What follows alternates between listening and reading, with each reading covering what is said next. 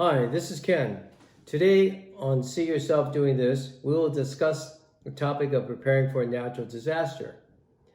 Whether that disaster comes in the form of disease, earthquake, fire, flood, or storm, you should consider every aspect of your daily routine so that you can be better prepared to meet the difficult challenges that you may encounter. We at See Yourself Doing This find it important for you to take the time and effort in having a contingency plan in place that will cover not only your basic food and water supply, but include such necessities such as cash, clothing, communication, medicine, sanitation, shelter, and tools. With food and water being everyone's top priority when preparing for a natural disaster, let's focus on how you would select and store your precious food and water supply. Bear in mind, do not underestimate the time it will take before things return back to normal. Don't be misled into thinking that everything will be fine in just a few days or weeks. The damage to our infrastructure from a catastrophic earthquake could leave you without adequate food, water, medication, and shelter for weeks or even months. Just imagining such a scenario should encourage you to store an adequate supply of food, water, medication, as well as paper supplies to last for an indefinite period of time. After purchasing your water supply, you should consider placing it under a strong table to prevent it from being damaged. Or you can go out and purchase hard plastic containers such as these at Home Depots or at Lowe's. Bear in mind that each person will require 1 gallon of water per day. Along with your food and water supply, you should keep an adequate supply of paper products and cleaning agents, because trips to the store may not be possible. Your purchased food items should be marked with at least a 1-year date of expiration and should either be consumed or replaced before that date. Dry packaged foods such as rice or pasta should be stored in Ziploc bags in order to prevent contamination or the accumulation of moisture. Your purchased canned foods should be free of any corrosion, dents, or swelling, which could indicate potential for food poisoning. Once again, make a conscious effort to inspect your food supply regularly to see if anything has spoiled or has expired. Since your family's water supply is critical for their well-being, every bottle of water should be dated and rotated, with each person being allocated a 1 gallon bottle of water per day. Your food and water supply should be stored under a sturdy table or in hard shell plastic containers as to prevent loss from damage. Such hard shell plastic containers, as seen in this video, can be purchased at your local hardware, Home Depot, or Lowe's stores. Upon visiting our local grocery store in order to restock our emergency food supply, we selected the following items: food products such as chili, chunky meat sauces, soup, and Spam would go great with rice. Containers of iodized salt, pepper, and sugar can help to flavor your canned meat, fish, and poultry dishes, as well as your dry foods. Your taste may differ, but buy foods that you can easily consume, that are palatable, and that will hold you and your family over an extended period of time. Remember to write down the purchase date on each and every container and package. This will help remind you to rotate through your food supply so that you will always have a fresh and up-to-date food, no matter what the expiration date states on the container or package.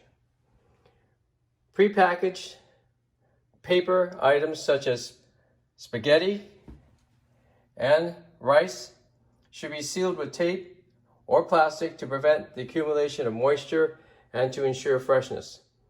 Now that you have properly labeled your food supply, you are ready to store your food into hard shell plastic containers as seen here. These strong stackable containers designed with rigid lids and handles can be purchased from your local Home Depot or Lowe's stores. As always, remember to rotate through your emergency food supply to see if any of your food items have expired or gone bad. Take care and bon appetit. Now that you have your food and drinking water supply taken care of, you may want to consider purchasing containers for items that you use on a daily basis. Plastic cups, plastic bowls, plates, plastic utensils, plastic storage bags will prove invaluable in the case of emergencies. Along with those, you should consider personal toiletries such as your mouthwash, personal hygiene wipes, hand and body soap, cleansers, and for your restroom needs, you should consider items such as the Go Anywhere toilet kit, which comes with disposable plastic bags that you just tie up and throw away. This will help you from having to actually dig a hole, line it with the plastic bag, and then pour bleach to disinfect it. Also, you should consider containers for your bedding and sleeping bags. And let's not forget about your best friend, your dog or cat, their food and water supply. Plan on purchasing an adequate first aid kit and not just an overglorified, expensive one. Your particular living environment should help you select the most appropriate items to be incorporated into your first aid kit.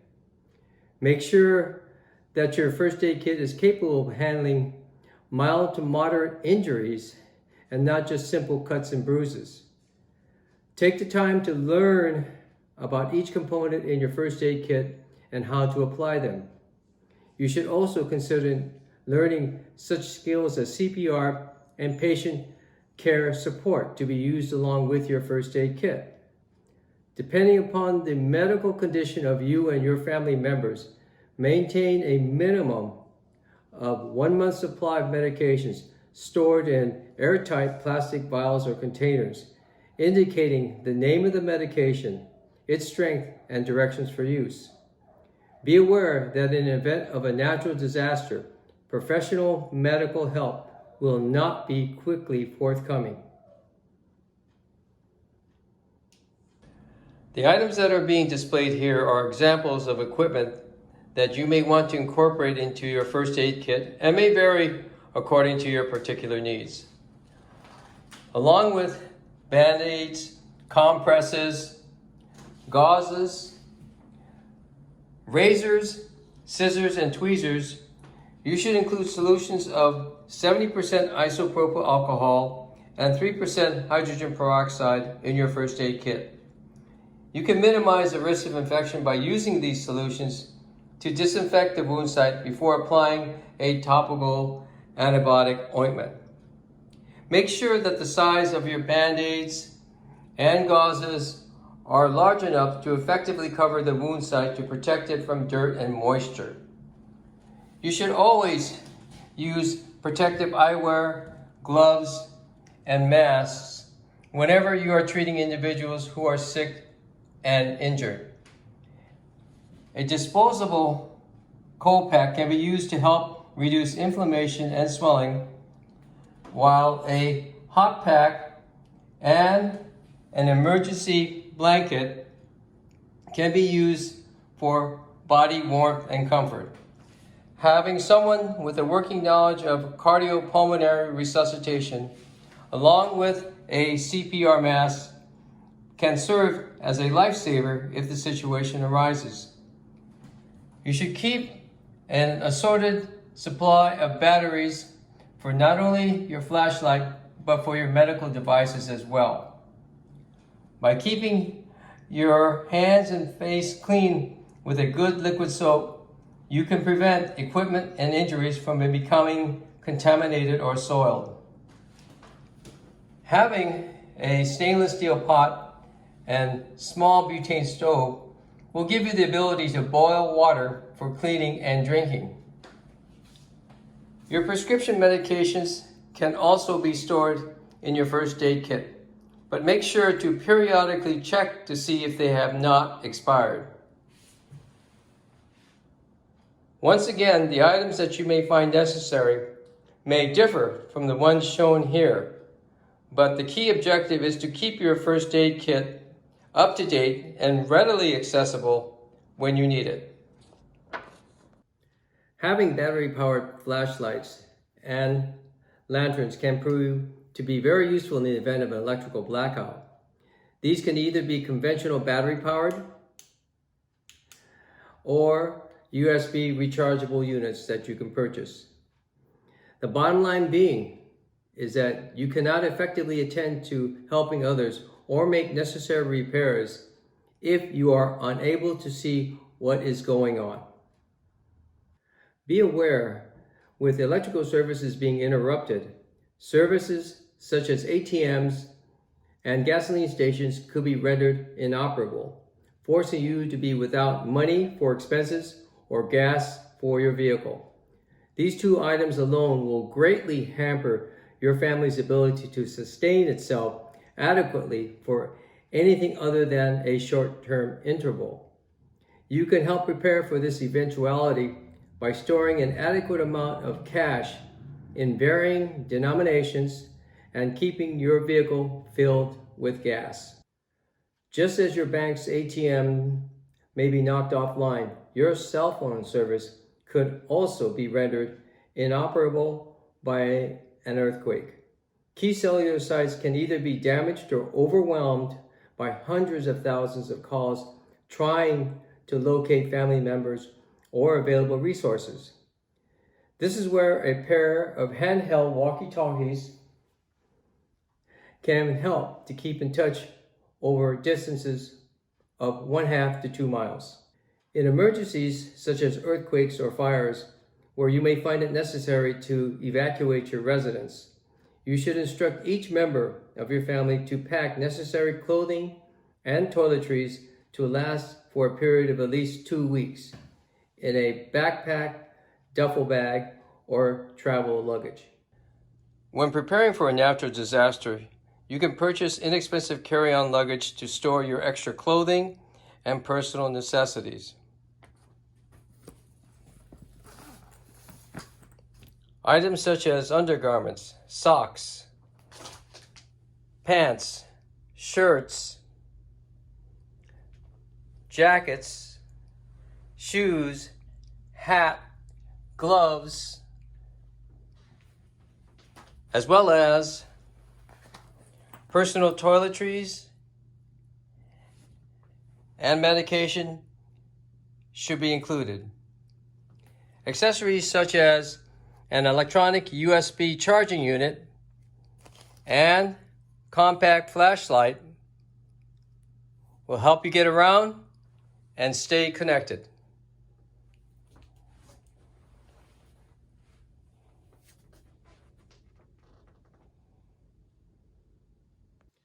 With a shortage of running water due to broken water lines from an earthquake, you'll probably be thinking about where will I go to get cleaned up or use a bathroom. If you are at home, your home's water heater could probably provide you with 40 to 50 gallons of water that could be siphoned off for cleaning up or washing clothes. Seeing that restroom facilities could also be unavailable or non-functional, you could either dig a deep hole in the ground and use bleach to disinfect after going to the bathroom, or you can purchase a porta potty. The porta potty comes as a folding toilet along with disposable plastic bags containing a solidifying powder and deodorant. After several uses, all you have to do is tie up the attached bag and throw it away in the trash. Clean, easy, and sanitary. In the description section, you will find a link to where you can purchase the porta potty toilet and extra disposable bags. With widespread damage to the city's infrastructure, lodging and resources will be limited or unavailable, so take the time to prepare by purchasing a suitable tent and sleeping bags of your choice. Remember, there will be possibly thousands of people scrambling around for resources and services that may be very short in demand. Be wise and think ahead as to avoid the ensuing chaos and confusion. In the worst case scenario, your vehicle can provide shelter from the elements as long as needed. Just make sure that when you are using your car's heater to vent your vehicle as not to asphyxiate yourself. We at Seeing Yourself Doing This hope that you have found this video helpful and informative. If you have any questions or suggestions, please note them in the comments section, hit the like button, and please subscribe to the channel for future videos on special equipment and devices that could help you out of difficult situations. Stay healthy, stay safe, and thanks for watching.